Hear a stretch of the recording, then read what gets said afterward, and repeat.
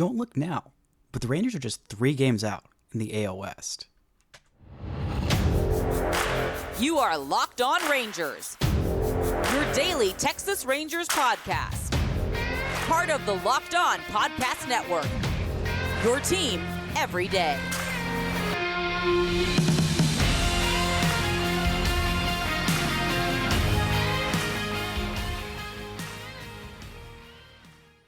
You are locked onto the World Series champion Texas Rangers. I'm Bryce Patrick, a cripplingly addicted Texas Rangers fan covering this team for 11 seasons, including all 6 as the founder and host of this podcast.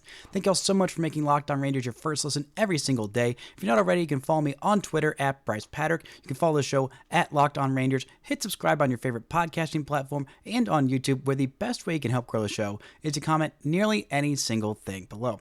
Now, before we get into today's episode about Jon Gray outdueling Garrett Crochet, the Rangers getting on a hot streak as the rest of the AL West is falling back in the pack, and if the Rangers should possibly be partial sellers at the deadline. This episode is brought to you by this episode of Locked On Rangers is brought to you by Booking.com. Booking.yeah. The right stay can make you a fan of any city, even your rivals. Check out Booking.com for your stay today. Now, the Rangers won their 3rd straight game in a row last night. 3 straight one-run wins in good enough fashion. The Rangers needed to get on a winning streak. They needed to take care of business against these lowly White Sox, and even though the offense didn't do a whole lot in this one, which makes sense given the fact they were facing Garrett Crochet, one of the best pitchers in baseball this year, they did enough, and their pitching did enough. Now, when you see a starting pitching matchup of Garrett Crochet versus Jon Gray, you think, oh, that's obviously edge to the White Sox. But no, that was not the case. But he especially thought that after Jon Gray was coming off of a really rough month of July so far. I mean, just a couple of truly terrible starts for him in his last 7 games. He has an ERA near 7. 6 of those were starts. One of those was just 1 inning in relief out of the bullpen. But this was one of his best starts of the season when the Rangers needed it most. Granted, against a terrible, terrible lineup. But they don't ask who you're going against. They ask how you did. And how he did was absolutely fantastic. 7 2/3 innings, 4 hits, just the 1 earned run, 5 strikeouts, no walks, only 80 pitches to go 7 2/3 innings. I think he really might have been able to finish this game off himself, but the Rangers wanted to be extra sure that they got this win because they need every single one right now. They threw Josh Boers for 2/3 of an inning. He gave up a massive home run to Andrew Benintendi. Surprisingly, just hung a pitch that just barely stayed fair, but stayed fair enough. And then Kirby Yates comes on and gets his 18th save of the season. The Rangers limit the White Sox to just 2 runs. They score 3 runs themselves, one of them coming on an Adolis Garcia RBI single, one of them coming on a delayed double steal by Adolis Garcia and Josh Smith right afterwards to get them their 2nd run. And then the final insurance run, of course, who else but Josh freaking Smith driving in Marcus Semien with a ringing RBI double, which ended up being the game-winning run. Another multi-hit game for Marcus Semien. And when I saw Robbie Grossman in this lineup against Garrett Crochet hitting in the 2-hole and no Corey Seager, I thought, oh boy, not this again. But I must once again eat crow because of Robbie Grossman. I said last year after he was a free agent and he had signed with the White Sox, I said, okay, I'm not going to badmouth Robbie Grossman anymore. And then he came back to the Rangers and I thought, oh God, this is going to be much, much tougher. But once again, Robbie Grossman can hit lefties. I must eat crow. This year he is hitting .277 against lefties with an on-base of 400 and slugging .415, an .815 OPS against left-handed pitching. He does it. He does this one thing. He does it pretty darn well, and the Rangers have seen that, and that is why he is still on this roster and why Derek Hill is not. Even though his defense is pretty darn bad, it wasn't horrible in this one. It wasn't great. The Rangers aren't asking him to be great, but he does this one thing well, and the Rangers don't have a lot of guys who hit lefties well. Corey Seager was just getting a routine day off last game. He didn't look great. Actually, the last couple games, he hasn't looked amazing. Still got that on base streak intact, but with a tough lefty on the hill, the Rangers said, let's just give Corey a half day. Ended up pinch hitting late in this one for Justin Foscue and ended up striking out. So maybe he should have just had the entire day off, but Foscue has not been great since he has been recalled from the 60-day IL. He is hitting 133 on the season with a 333 OPS. He had an 0 for 2 night with a couple of strikeouts tonight. Not the best offensive day, but that delayed double steal by Adolis Garcia, it was masterful by both him and Josh Smith. Adolis probably was going to be out on the steal. It was 2 outs with the runner at the plate, with runners at the corners, just absolutely perfectly executed because the second baseman came in and was on the infield ahead of second base like he was going to throw out Josh Smith on the double steal. But Adolis Garcia hesitated just enough to make that second baseman think, oh, maybe I can tag Adolis, and it allowed Josh Smith just enough time to go home and steal home on that delayed double steal. And then Adolis ended up being safe at second base anyway. Just a brilliant bit of base running by the Rangers, manufacturing runs, doing what they needed to in this game to win this game. And I want to go back to Jon Gray outdueling Garrett Crochet, because that is no small feat. I mean, Crochet has been fantastic this season. It's not completely surprising that he only went 4 innings and only threw 74 pitches. This is his first year as a starter, which it's amazing that he's been doing this well in his first year as a starter. But it's taken him some time to get stretched out. I mean, so far in the month of July, on the 6th, he threw 4 innings. On the 12th, he threw 2 innings. And this game, he only threw 4 innings as well. The Rangers were grateful for that because this White Sox bullpen stinks. But unfortunately, the Rangers were only able to get 1 run off of the bullpen. That was that Josh Smith RBI double. Really would have liked to have seen them get more runs in this one. But hey, the win is all that matters. Right now, the Astros are on a 3-game losing streak. The Mariners are on a losing streak as well. The Rangers are just 3 games back. I'll talk more about the wide open AL West later on in this show and what's happening at the trade deadline. But this was incredibly big for Jon Gray, not only to have this shutdown kind of performance, but to give the Rangers this kind of length. The Rangers are in a 13-game and 13-day stretch, which means this bullpen will be taxed, including the ace side of this bullpen. And Kirby Yates pitched in his 2nd consecutive game. This is 3 games in 4 days for Kirby Yates. And the Rangers are on a 3-game winning streak. And they need every single day, every single one of these pitchers. They've got a lot of high leverage guys, but when the Rangers need to go on a prolonged winning streak, you can't use your A-side bullpen closer every single day. You just can't. He's probably going to have to be off for 2 days now. And thankfully, the Rangers have 2 more games against the White Sox, so hopefully they can just batter them into submission and have a nice, comfy blowout for the next couple of games.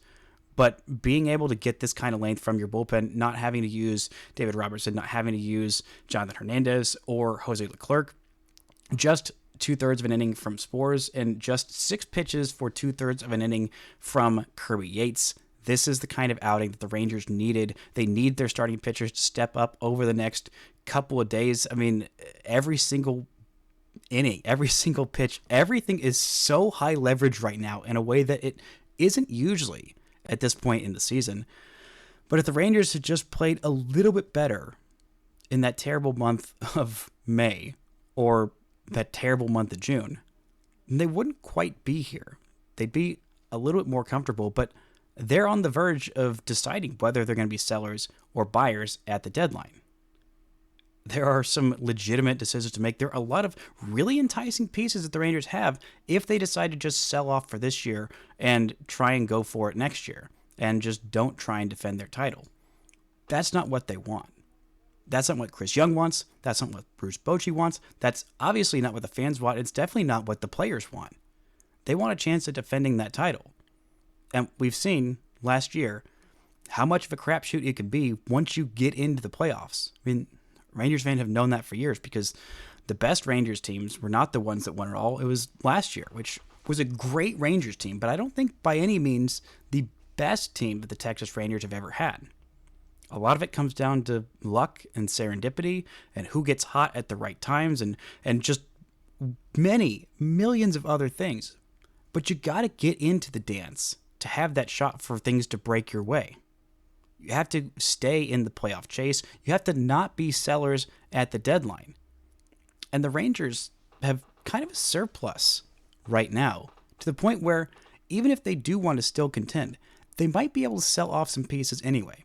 Coming up, we're going to look at what it might look like if the Rangers want to be partial sellers at this trade deadline and partial buyers, right after this word from our sponsors. This episode of Locked On Rangers is brought to you by Booking.com. Booking.yeah. With summer travel heating up, especially travel for baseball games, it's time to explore those U.S. cities you've always secretly wanted to learn more about. Yes, we're even talking about your rival cities. With hotels, bed and breakfast, vacation rentals, resorts, and so much more on Booking.com, you might just find your perfect stay, even in your baseball rival city. You want to look at the Rangers' schedule coming up at the end of August. The Rangers have 3 games on the road in Cleveland, which I hear is lovely that time of year. Or at the very end of August, you've got 3 games in Chicago against the White Sox. I mean, we've seen how terrible the White Sox are, and I know that Chicago is an absolutely beautiful city, especially in the summertime. If you're wanting to avoid that late August heat, go book yourself a trip to Chicago, watch some Rangers White Sox games just pummeling up on this White Sox team, which might be even worse than they are right now, because it'll be after the trade deadline, after they've sold off some pieces, most probably. Because the right stay can make you a fan of any U.S. city, even your rivals. Book today on Booking.com on the site or on the Booking.com app.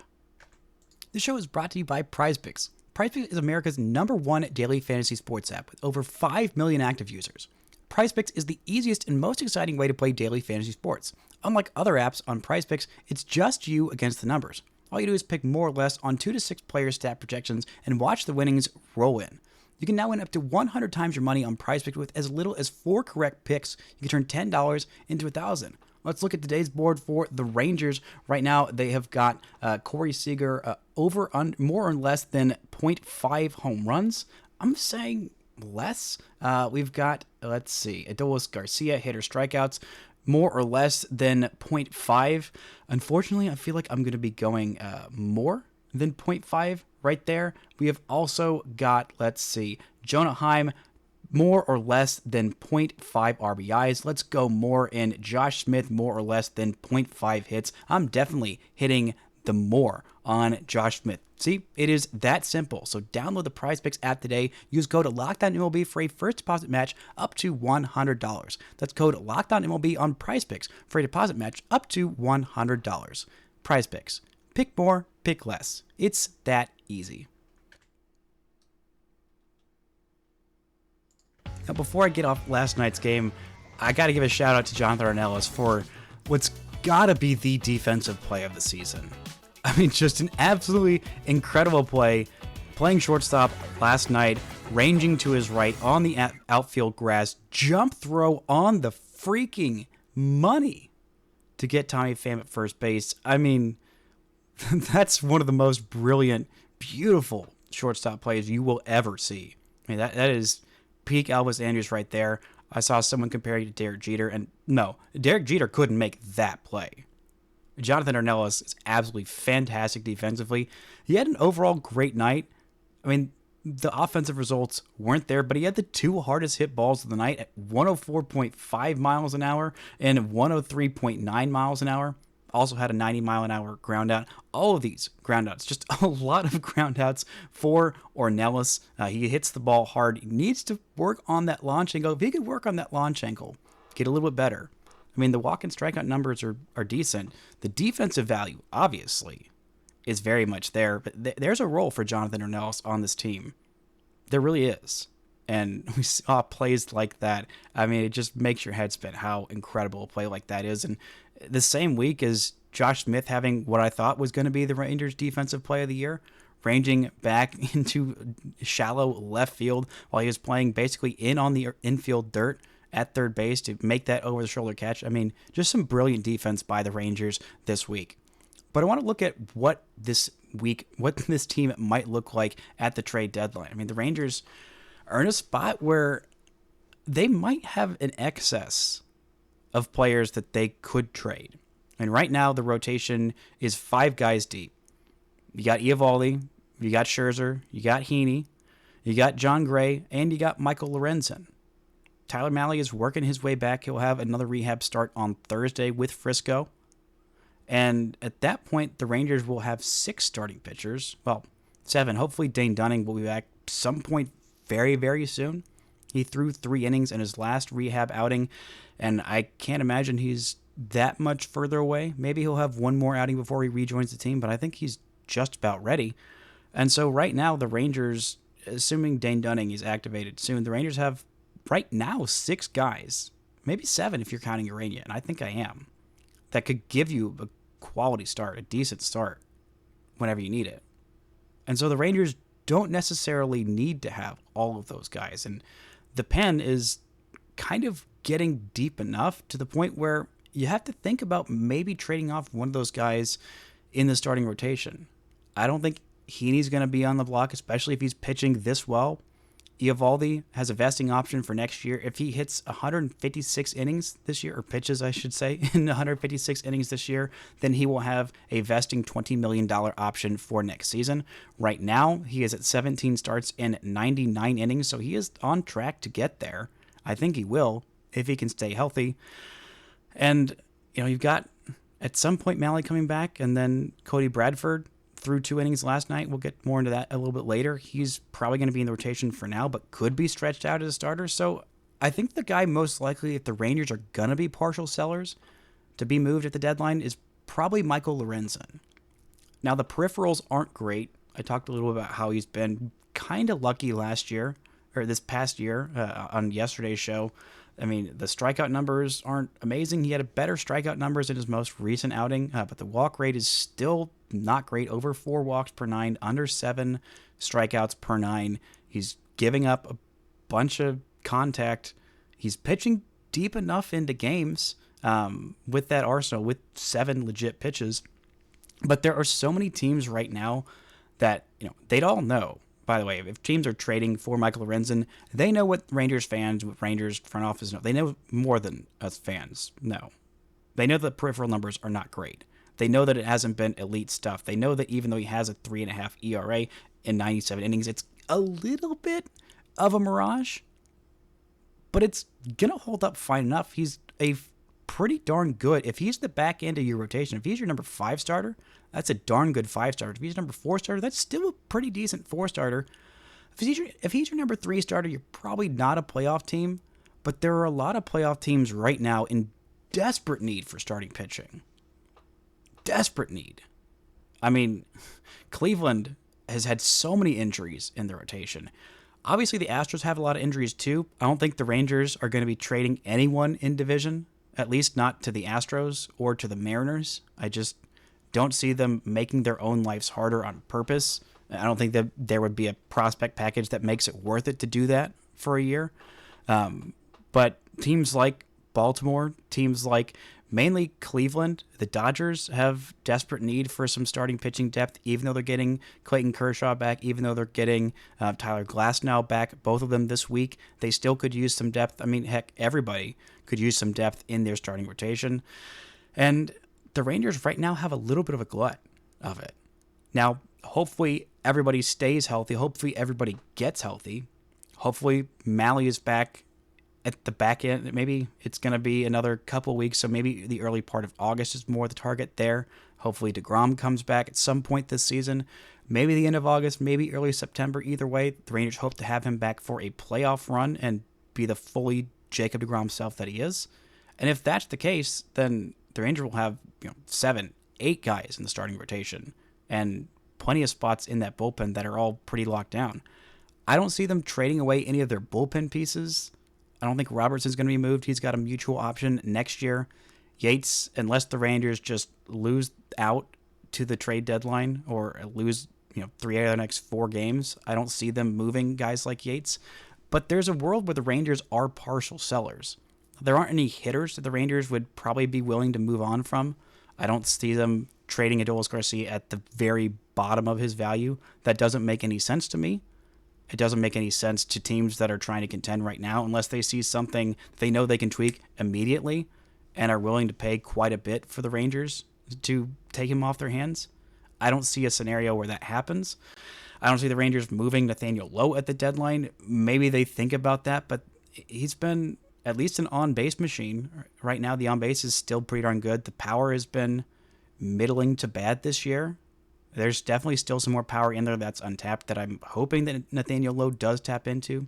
Same with Jonah Heim, but I don't see the Rangers moving on from their starting catcher at the trade deadline. That feels like it would be an insane move, especially when your backup is Andrew Kisner with a 375 OPS. That is absolutely not tenable as your everyday starting catcher. And it's not like there's some bench bat that the Rangers have that's going to be, fetching a great price on the market. But I think Lorenzen is a move that would make some sense if the Rangers get some great offer on Heaney. I bet they'd at least listen to it.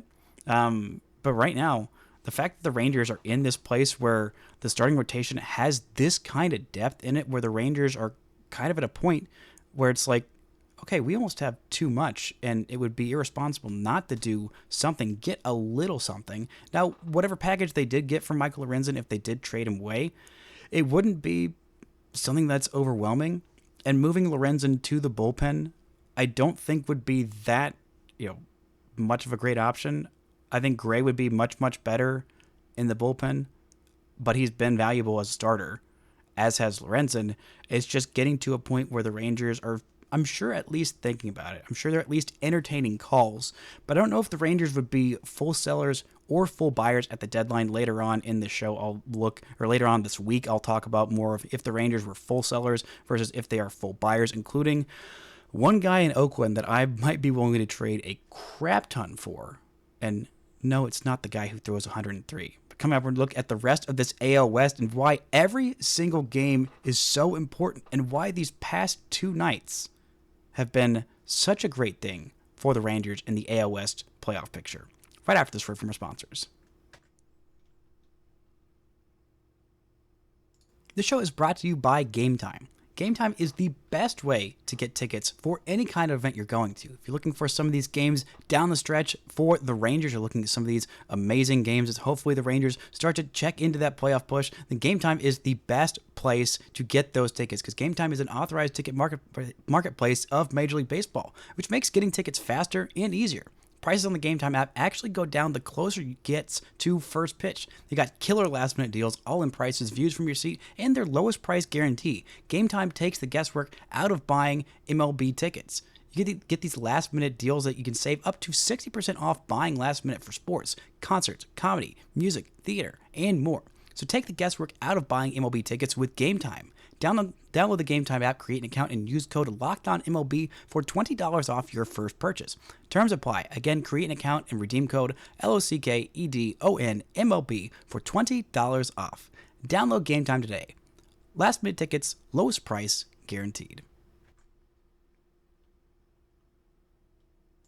Now, the Rangers have gotten nothing but good news the last couple nights in the AL West. Things have not been going well for the Astros or the Mariners on the West Coast. Now, the Astros are in the midst of a 3-game losing streak. And right now, the Mariners are in the midst of a 2-game losing streak. And things are just really going incredibly poorly for the Mariners. I mean, everything has been going awful for the Mariners, especially their offense. I mean, I knew that their offense was going to be bad this year. I thought it'd be better with the addition of Mitch Garver and Jorge Polanco. I thought would improve them at second base, but it still seemed like a collection of Julio Rodriguez and friends. And so far, it hasn't even really been Julio Rodriguez. But this week, the Mariners got some horrible news with 2 of their best bats going on the IL. J.P. Crawford and Julio Rodriguez both went on the 10-day IL. J.P. Crawford had a fractured pinky, and Julio Rodriguez sustained an ankle injury. Thankfully, x-rays were negative on Julio Rodriguez's ankle injury, but Ty France was also designated for assignment, placed on outright waivers. Guy was an all-star just a couple years ago at first base, has been just awful so far this year, as has pretty much everybody on that Mariners offense. I mean, the starting rotation is just as good as we anticipated. Pretty much everybody in this rotation has an ERA south of 3.5, outside of, weirdly, Luis Castillo, who has a 3.55 ERA, so pretty close, but they haven't had that many injuries to their starting rotation. Their bullpen has been not quite as good as we thought, but the offense, I mean, it's just been terrible. The only guys who have been in the everyday lineup that have an OPS plus north of 100 are, well, Dylan Moore and Cal Raleigh. That's it. This has been a bad offense, and the last couple nights have been just rough for the Houston Astros, who have been roughed up by the Oakland A's. Yeah, those Oakland A's. Both of these teams losing series to AL West inferior teams. The Mariners have lost 5 straight games to the Angels. 5 straight. It's been bad for them.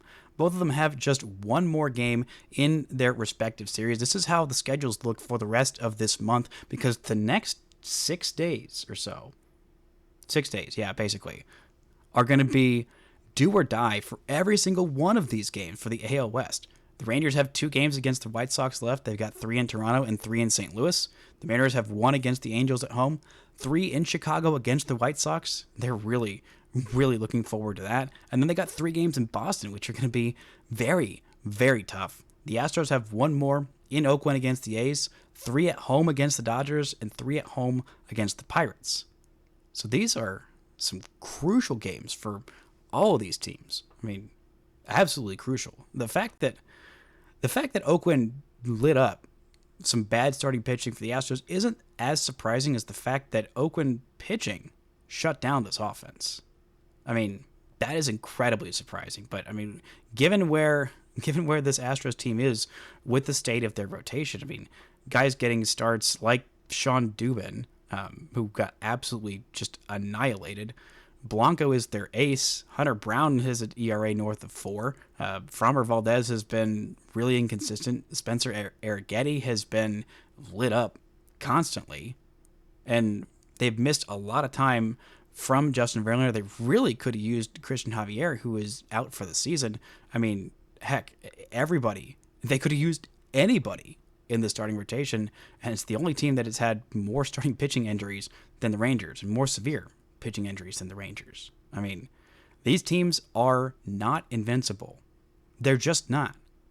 The Astros have a great lineup, but the pitching is flawed, and there's only so much hitting that can cover up a pitching staff that is this flawed. The Rangers hitting, they have the hitters to go on a run. They have the talent to compete in October, and they have the experience. They just need everyone to just step it up. Just figure it out. Just stop derping about.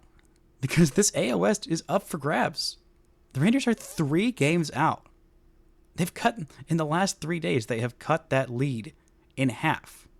3 days ago, the Astros and Mariners were 6 games ahead of the Rangers. Now the Rangers are just 3 games back and 6.5 back at the wild card. I mean, this is a wide open race. Absolutely wide open, and there are going to be some desperate moves from maybe all 3 of these teams. I think the desperation is most likely to come from Seattle to make some kind of massive move. I mean, the fact that they just DFA'd Ty France shows that they are in desperation mode. They need every kind of bat they can get. The Astros know that their window is closing. I mean, it's closing fast. Alex Bregman's going to be a free agent at the end of the season. I don't know if he's going to stick around, and if he does, it's going to be on a massive deal. Framber Valdez is going to be a free agent at the end of this season. So, yeah, maybe they're also still pretty desperate to get him signed to an extension. I don't know if we will end up seeing that. And then Kyle Tucker is going to be a free agent at the end of next year. So, yeah, there is a closing window for Houston. And for Seattle, I mean, they've never won it all. They've never even been to the World Series. They've never even been there. So they are desperate with this group. I mean, with the peak of Julio Rodriguez, who has been kind of mediocre this year, but having him be, so young and the part of his extension that is not wildly expensive, and having all of these incredibly talented pitchers. I mean, having a pitching rotation that's this darn good is incredibly rare. And not only that, but it's not a bunch of free agent pitchers they signed to a bunch of money. This is a mostly homegrown rotation. And they couldn't supplement it with basically any bats. I mean, the one bat that they did sign is just having an awful season in Mitch Garver. J.P. Crawford's breakout year last year seemed to be a mirage. Julio Rodriguez is having another bad year. Last year, he had a bad year. He had an incredible, one of the greatest month of August we've ever seen that really masked a lot of inconsistencies for him throughout the year, and he still finished top 10 in MVP voting. I mean, that's how incredible Julio's month of August was last year. But these teams that have been billed as these juggernauts, I mean, the Astros have been on a real heater since June 1st, but before that, they weren't that great. They had an awful month of April, and the pitching injuries are starting to catch up to them. This is a team that the Rangers can chase down. This is a team that the Rangers beat in the playoffs last year. And I think the overall depth of offense plus rotation plus bullpen, just the entire starting roster, I think the Rangers have the most balanced team of these. Obviously, the Astros have the best lineup, which I didn't think was going to be the case this year. Obviously, the Mariners have the best starting rotation. I think the Rangers have the best bullpen, but in terms of the combination of the other two that they aren't best in, I think the Rangers just have that kind of depth, and they've got more depth coming. Josh Young felt no soreness after his first BP on the field against live pitching. That was a great step. The next step is to see how he recovers, how he feels afterwards, after a couple of days. Then the Rangers are hoping for a rehab assignment this weekend and for him to come back in the early part of August. Last night, Cody Bradford started in Frisco. He pitched a couple of innings. By the way, just because he started doesn't mean he's going to be a starter with the Rangers. He's actually very much not going to be a starter when he gets back to the majors. He's going right into that bullpen, but he threw 2 innings of one-hit baseball, no walks, 3 strikeouts. Looked pretty darn good out there, very much pounding the strike zone. Very Cody Bradford-esque kind of an outing. We'll see Tyler Mahle again on Thursday, and I'm not exactly sure when the timeline is for his return. I believe that Jacob deGrom was throwing a bullpen yesterday. I didn't see any of the beats tweet about how all that went, but I'm sure we'll hear about it before tonight's game. But this Rangers team, they're right there on the cusp. They are right there and starting to see some cracks in these Houston Astros and these Seattle Mariners at just the right time to think, all right, maybe this is exactly that kind of a run that the Rangers needed to prove that, hey, we absolutely should not be big sellers at this trade deadline. That's going to do it for today's show. Thank y'all so much for listening and subscribing. And until next time, don't forget to enjoy World Series champion Texas Rangers baseball.